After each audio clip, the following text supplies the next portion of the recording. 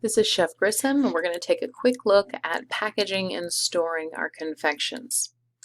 So by nature, remember, confections have a long shelf life. So even the word confection comes from the French word confit, which means to preserve. So because we have a high sugar content and therefore a low available water content, we're able to preserve the life of these products. It reduces the amount of bacterial infection or any type of growth in these products. Okay, so they've got a typically long shelf life depending on what that product is. The higher the available water, the lower the shelf life of that product. So because we are holding these things at room temperature for a long time, sanitation is absolutely key. Anything that is transferred to that product in the process of handling it or even making it is going to stay in that product for the life of the product. So we can always increase the shelf life of something by practicing good sanitation, which of course we do anyway.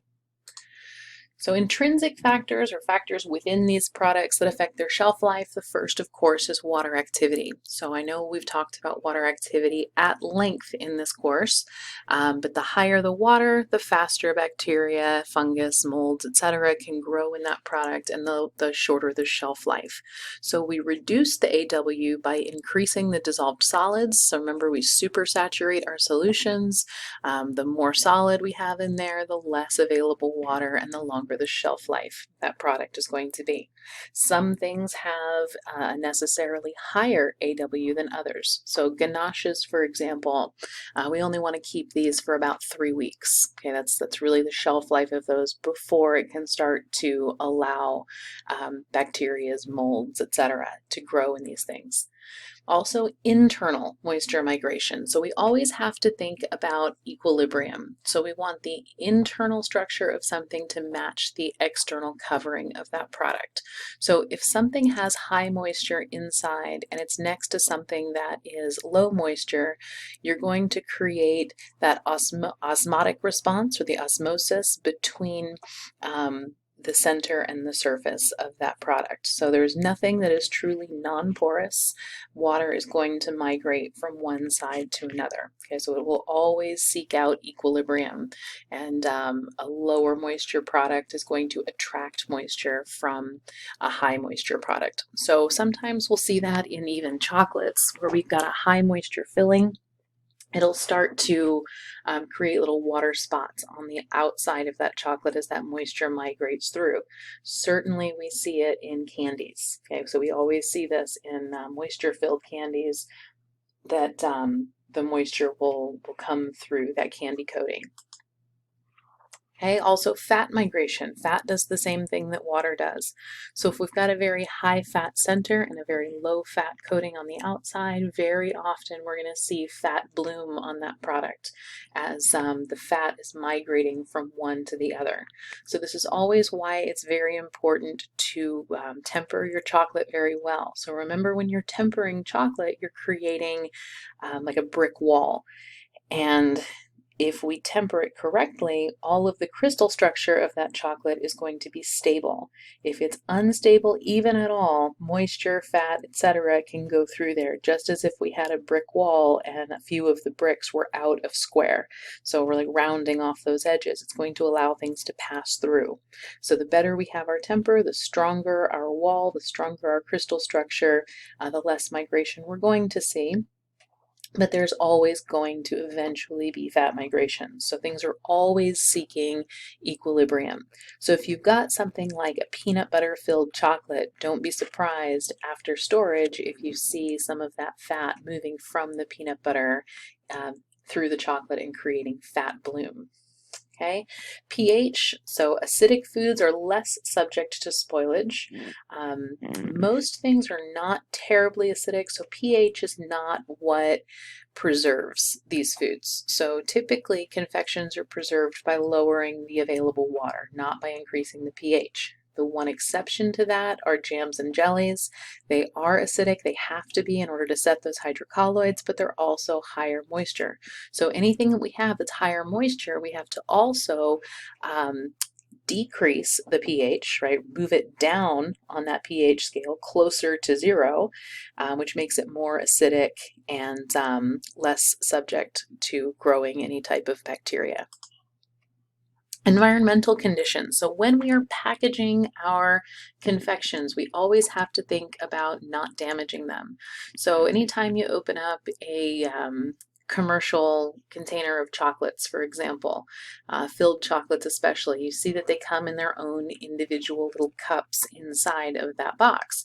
And yes, it looks nice, but the reason that that happens is we don't want those things banging around. If we were to bang those around, it's kind of like taking a little pickaxe to our brick wall of tempered chocolate. So it's breaking apart those crystal structures, it's allowing damage to that wall, and it's going to allow that migration to happen faster. Plus it mars the surface and it just doesn't look very good. But it can also allow for spoilage. Okay, so remember Fat Tom, oxygen is another factor that influences spoilage. So if we allow oxygen into the center of that product by damaging the surface, then it will spoil that. Now, an interesting note about chocolate, I've talked to you guys about this in lab, but chocolate needs 24 to 48 hours to fully crystallize even after it's tempered. So even though chocolate looks like it's ready to go, you pull it out of its molds, etc., you've dipped your candies, it's solidified on the outside, it looks ready, we don't want to handle that because even the small amount of heat from our fingers or the damage or the friction from our fingerprints will damage that chocolate and could cause bloom around it. So we don't want to scuff it, we don't want to move it, just as little as possible for at least 24 hours, 48 is better, to allow that full crystallization to occur. Okay, external moisture migration, obviously moisture seeks equilibrium. So if we store our confections in a humid environment, they're going to get sticky, they're going to get sugar bloom in the case of chocolate. We never want to have them in a kind of damp or humid environment. Now, some refrigerators are humid and some are not, so we have to really be careful the way we're storing these. Typically, cool, dry, airflow, that's where we want these things to be. So the chocolate shell will protect the center from moisture migration, but the chocolate itself is subject to moisture migration if it's external. Okay, so we don't want water settling on that at all. So it all comes down to ERH, equilibrium relative humidity. Things are trying to reach equilibrium. So if you've got moisture on the outside, it's going to try to get into the inside. If you've got moisture on the inside, it's going to try to get out to the outside. So anytime we're packaging confections together, we want to have a similar moisture content to those products. Okay, so we never want to pack something high moisture like a jelly with something low moisture like a brittle or even a filled chocolate, okay, because it will pull that moisture from one to the other. Excessive humidity on the outside of chocolate will cause sugar bloom, mold growth. We don't want any of that. Remember, we're trying to reduce water. So water can come from the inside or water can come from the outside, but water is the #1 thing that causes things to spoil. So as we are storing these things, we don't want to store them in the fridge. We don't want to get them anywhere close to that dew point, okay, which is the temperature where the moisture will condense on the surface of something. We see dew point just about every day.